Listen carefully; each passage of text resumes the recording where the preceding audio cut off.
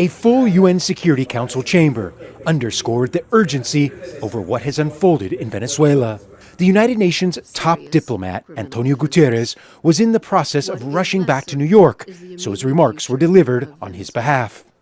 I am deeply concerned about the possible intensification of the instability in the country, the potential impact on the region, and the precedent it may set for how relations between and among states are conducted. Mike Waltz, the U.S. ambassador to the UN, called Maduro a fugitive of justice and said Venezuela's large oil reserves were part of the equation in Washington. You cannot continue to have the largest energy reserves in the world under the control of adversaries of the United States, under the control of illegitimate leaders, and not benefiting the people of Venezuela, and stolen by a handful of oligarchs inside of Venezuela.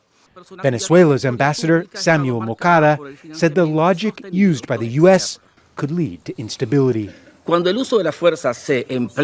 When force is used to control resources, impose governments, or redesign states, we are faced with a logic that harks back to the worst practices of colonialism and neocolonialism.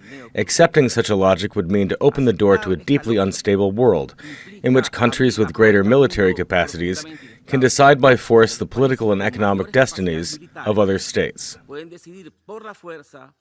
Russia and China, two of Maduro's most powerful allies, both condemned the U.S. actions and called for Maduro's immediate release.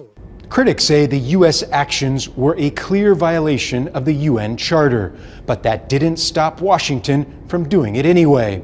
Jeffrey Sachs, the world-renowned economist, warned that what transpired in Venezuela could have a far-reaching precedent, one that will determine whether the UN Charter remains a living document of international law or is allowed to wither into irrelevance. Gabriel Elizondo, Al Jazeera at the United Nations in New York. Don't miss out and get the full picture. Subscribe to Al Jazeera for reliable news and expert insights. Like, share, stay ahead.